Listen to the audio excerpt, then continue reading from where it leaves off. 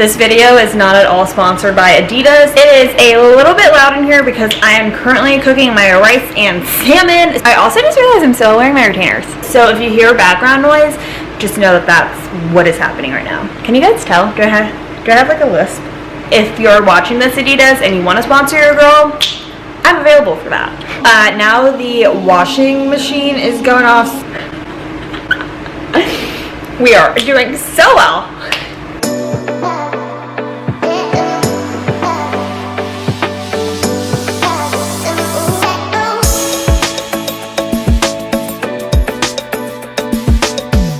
Hello, my lovely sunshines, and welcome back to #AShyMoments.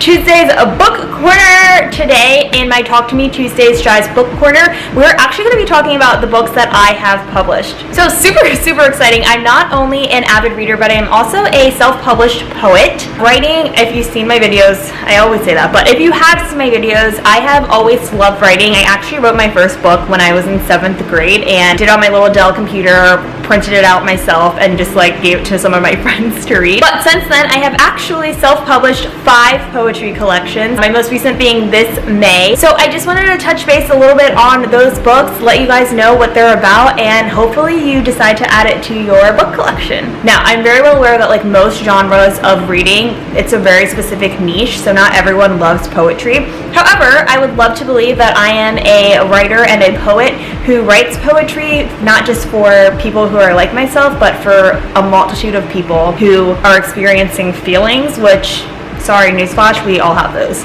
So my longest collection actually happened to be my first collection called Chapter 23. This has 365 poems. They range in size from like one sentence to a few to paragraphs. It just really depends. Background on this one, I actually started this idea in a journal and I handwrote every single one of my poems. Yeah, that was kind of crazy. And not only that, but I also did them in Roman numerals instead of like regular numbers because I thought it looked pretty cool. Kind of a little bit, adventurous with that. So I was inspired to write this one because I had actually just gotten out of a relationship, and by gotten out of I mean cheated on. So there is that. Oh, I should also mention that I was cheated on / broken up with 4 days before my birthday. So with that being said, I really wanted to enter my 23rd year of life with a new perspective and new feelings about everything and whatnot, and I really wanted to channel like who I wanted to be in my 23rd year of life, hence chapter 23. So I came up with 365 poems. These range from heartbreak to just thoughts that I felt like thinking. That's so dorky, but example, I have one in here talking about like watching cartoons and not wanting to grow up. So things that are everyday kind of thoughts, I guess. There's love in here. There's a lot of heartbreak, like I mentioned. There's some poems about my mom, how inspiring I think she is. There are poems about self-love and, hope centered around you becoming the person that you want to be. It's intentional that there's 365 poems, 1 poem per each day. And this one is actually dedicated to one of my friends. I am utterly grateful that you believed in me enough to publish a collection of poetry. May the greatest live forever. And then I signed it Chicken Nugget because that was my nickname. So shout out to my friend who really pushed me to publish this book. I will forever hold this one near and dear to me because, like I said, it is my first collection and first published book ever. Chapter 23. My second collection is a lot smaller in size. This one is called Things Left Unsaid. Do you ever wish you would have said something when you had the chance? Things Left Unsaid is a mini collection of letters written to those people. From tear-jerking and sentimental to hilarious and relatable, there's bound to be a letter you resonate with, and one you couldn't have said better yourself. So this one was a fun little project. I did not actually intend for it to become anything, to be honest. I left it in my note section. It's only 57 pages, but these are all written to people that you had words for, but you didn't say to them in that moment in time. To the humans who talk to me when I'm wearing headphones, to the honest 4-year-old, to the little girl not in a princess costume, to the man I wanted to be my forever, to the humans asking questions during the movie neither of us have seen, to the drivers on the 405 in California, and then the next page is to the drivers on 795 in Baltimore. My favorite one, it ends actually with to the girl who's still trying to figure herself. That's my air fryer. To the girl who's still trying to figure out who she is, to the future me. So this one I especially loved because, of course, it was personal. I feel like poetry is personal, and the trick to poetry is while it is personal, you still want to make it relatable to other people who are picking up your book. So I love this one because on any given day you can find one who probably would have wanted to say these words to. This one was actually released about 4 or 5 months after chapter 23 was, and I will say that this one has many, many, many more letters to individuals who have impacted me or have challenged my thinking. So I feel like this one might be a little bit relatable. The guy I didn't have feelings for. I almost want to apologize, though I know there's no real reason to do so. Or maybe there is, which is why I feel like I should. I want to start by saying I think you're amazing. Truly, I do. I think that you own a heart far too good and beautiful to exist in the times we exist. I think your eyes speak louder than your voice quite often, which is refreshing because most men just want to be listened to. I think that it tickles you when you remember little things about me, like my favorite color or flower or song that my brother wrote for me. And in turn, it warms my heart because you listen to hear and not to respond. I think that's incredible. You're incredible. Maybe I sound irrational, I don't know, but I know that you are far too good to wait around for someone like me. It isn't because I couldn't make you happy or make you feel special. I could do that, I'm sure of it. But it's because I cannot love you to the extent that you deserve to be loved. And with a heart like yours, you deserve a love that extends across the universe. So maybe what I'm apologizing for is my inability to give you what you deserve, and for pulling you in the opposite direction, away from someone who can. Either way, I'm honored to know your heart. Love that one. Okay, so I'll read you one more in case you could not relate to that one. To the human who has never seen Mean Girls. There's a 30% chance you're already the outcast at any social function. It's literally Wednesday and you're not even wearing pink. Truly ridiculous and uncalled for. But I'll let it slide because you're really pretty. You think you're really pretty? I'm gonna need you to do better and watch it, like now, or you most stuff cannot sit with us. So things left unsaid, super quick read, 57 pages like I mentioned, and definitely bound to be at least one letter in here that you can relate to. Now the washing machine is going off, so if you can't hear me and or I'm like yelling at you, we know why. Book number 3 that I wrote is called Chapter 24, and yes, this one also came out on my 24th birthday. To the souls who are called complex, may you hold tightly to the notion. So this one is a little bit special to me. I mean, they're all special to me, but this one is special to me because it was challenging for me to write. And I say this because this is my only collection that is separated into 4 categories. We have breakups, depression and anxiety, relationships, and self. So I want to say there's about 30 to 32 poems in each section, and that breakup actually wasn't originally for this project. I had a completely different idea and a completely different title, and then I said, actually, I think that this is what I want. So chapter 24, life-wise for me, when I wrote this with the thought of turning a new age after chapter 23, which was like mostly heartbreak and like working through that and what all of that looked like. 24 was more so acknowledging the different parts of me as a human being. So breakups, I don't believe at the time I was actually with anyone, so that's probably just like leftover trauma from the previous one. Depression and anxiety is, I use my platform a lot to talk about my personal experience and personal troubles with that. Then we have relationships, which are everything that I wanted in my next relationship. So a little bit of like manifestation happening on those pages. And then self, which is all about I don't know what just happened to my voice, sorry. Self, which was all about self-love and self-exploring and what it means to be comfortable in your own skin, knowing that this skin you're gonna shed soon to become the next best version of yourself. So each section in chapter 24 starts with a preface poem that gives you an idea of what to expect for all the other sections. Breakup, we have, I keep wishing that I'd stop wishing, but my heart is pulling the opposite direction than my mind, and all I yearn to do is wish. I wish that I knew why people left, why they promised not to but go anyway. I wish I knew why we placed so much pressure on them, why we asked them not to hurt us, not to disappoint us, not to go anywhere because we're scared of getting close and allowing them to touch our cores, only to watch them walk away. It's unfair, yet it happens because life happens in uncontrollable currents that demand we keep up or get dragged by the riptide. So, I ask you to stay by placing my most valuable possession in the palms of your hands. I ask you to hold it without wobbling, without fumbling, without crushing the tender edges with fingertips that I believe to be delicate, but in reality are destructive. Maybe it's my fault, for wishing despite knowing that wishes lead nowhere, and for believing that you would keep a promise. Woo! I don't know, man. Whatever I was going through when I wrote this section, it must have been a lot. Just gonna flip through and like randomly pick one. So for breakups we have, love does not hurt nor crush your spirits. Give thanks for this ending because a better beginning is on the way. A slow drift burns the same as an abrupt trigger. Neither is pleasant, but both leave a taste bitter enough to turn your heart ice cold. Ooh, chills. Section 2, depression, anxiety. I often find myself in a room full of people, wondering what their lives look like. If they have kids, siblings, people they love as much as I love, the ones who carry me upstairs after I've fallen asleep downstairs. Do they stress over money, or if they've gotten enough done on their to-do lists? I wonder if their past is coded in as many unpleasant memories as it is pleasant. If when they leave this room, their hearts are heavier because they failed at connecting with another being the way they've connected with the screen in their hands. Or maybe they don't wonder at all. Maybe they're concerned with only themselves and the way this moment impacts the rest of their day. Or their minds are cluttered with things that they believe are important simply because the world has said it is, when the reality is none of this matters at all. Here I am in a room full of people trying to fill the emptiness when I know that nothing will satisfy the spaces because human beings are never satisfied. I actually remember writing that one. I was in the Starbucks in Canoga, so in California, and I had watched so many people walk in and out, in and out, in and out. And I used to go to Starbucks to focus, only to realize that I spent most of the time just people watching because I was so fascinated with them. And every time someone walked in, I would just notice how instead of communicating with even the people that they came in with, they would just be on their phones. And I wondered at that moment, what do they feel and what do they think and what is their life like? I don't know. I'm gonna pick 2 random pages in that section. Let's see. I am so used to your hand around my throat that when you pulled it away, I forgot how to breathe. Your suffocation gives me air.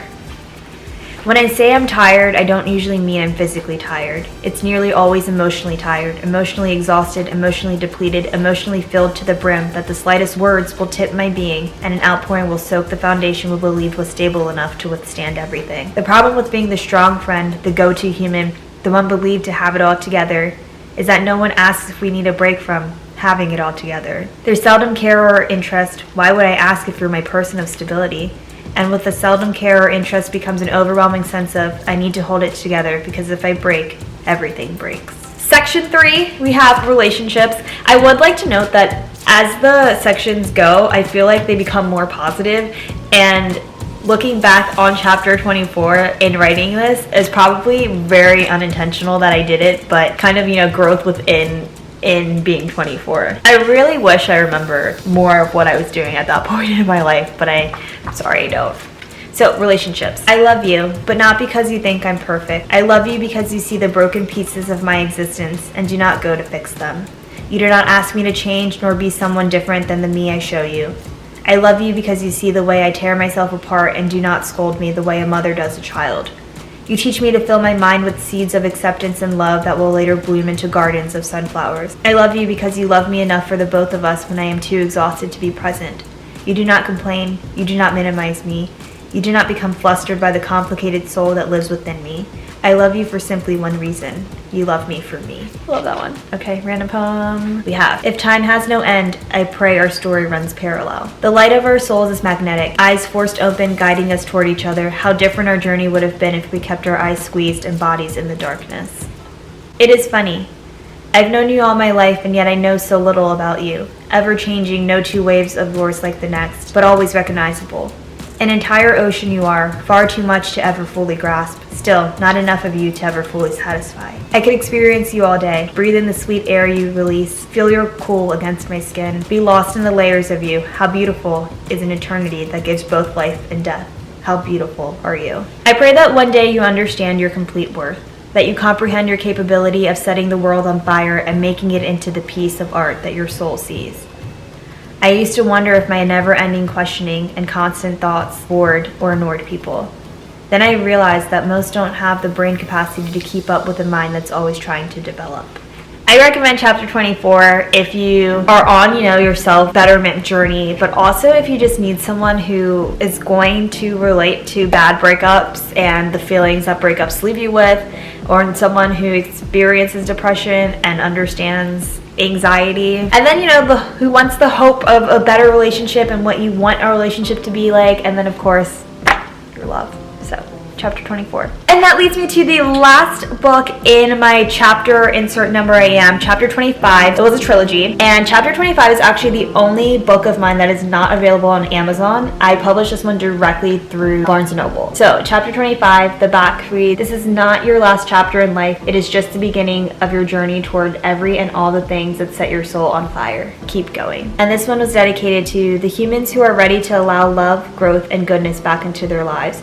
May you shed the old skin and embrace the journey of creating the new. So when I had gone to write this one, I had the intention of, per usual with all my chapter books, you know, I wrote them based off of what I wanted that year of my life to be. And chapter 25 was written with the intention of fully leaning into loving myself and what it means to be challenged in growth and what I want growth to look like, and knowing that while growth is uncomfortable, leaning into that, leaning into how to better self-love and accept goodness into my life, because that is something I still struggle with. So writing this one looks completely different than the other poetry collections I have. The font is definitely bigger. I took creative liberties on some other different things, and even like the formatting on the pages, like the dedication page and copyright page and all that is just not, it's not the traditional way it should look, but that's neither here nor there. So I'm gonna read like one or two from you guys. See, I write this, so I should probably also say chapter 25, the 25th year of my life, was probably, let's see, do I even remember?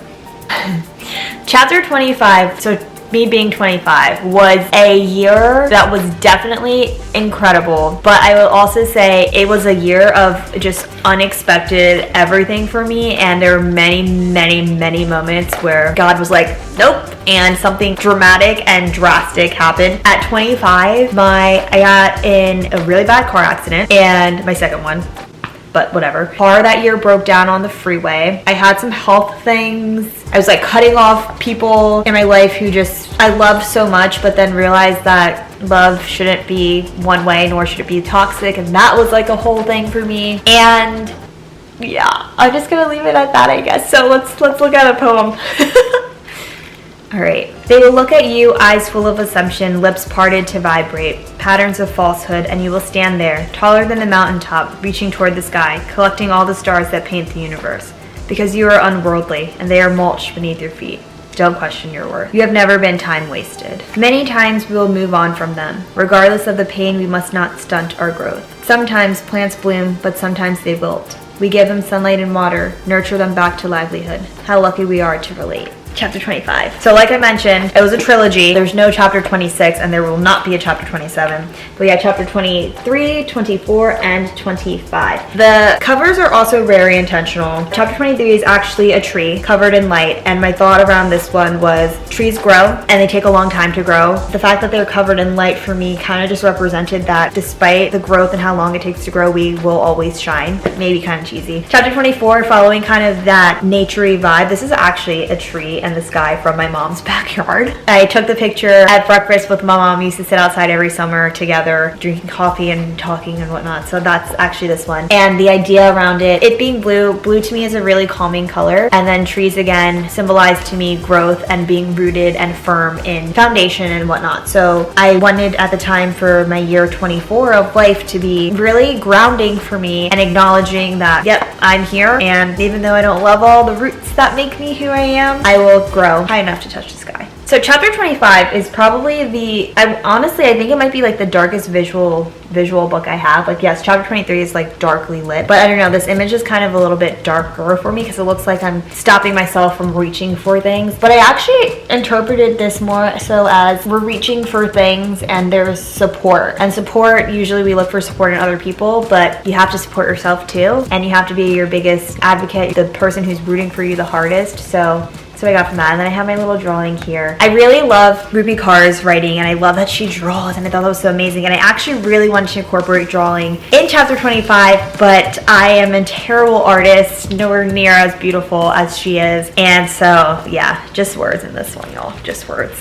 So So my last and most recent publication is my proudest work, and that probably will change as I write and release more books, not just poetry collection, but more books just across the board. But this is called Dear Mom, and this is my first ever book published in both softback and hard copy, and I am thrilled about having options. It's also an ebook too. So Dear Mom, the back reads, I won't be okay when you leave me here on earth. You're the safest love. Dear Mom holds 125 haikus to honor Chey Buhardo's late Japanese grandmother. All poems are inspired by their relationship, touching on themes of nature, unconditional love, and life after death. And then the dedication is, you've always been my favorite human, and I am certain you always will be. I love you, lady. Kyosuke. So if you don't watch my videos on Wednesday, I think you should, but that's neither here nor there. I have actually mentioned it, I want to say maybe in last week, 2 weeks ago's video, when I was discussing the loose ends list. My mom is still my most favorite person to ever exist in my life. She is my best friend. Gonna not cry this time. She's my best friend, and she very truly was like a mother to me. I love her so much that her name is tattooed on my right hand wrist with her handwriting in Japanese.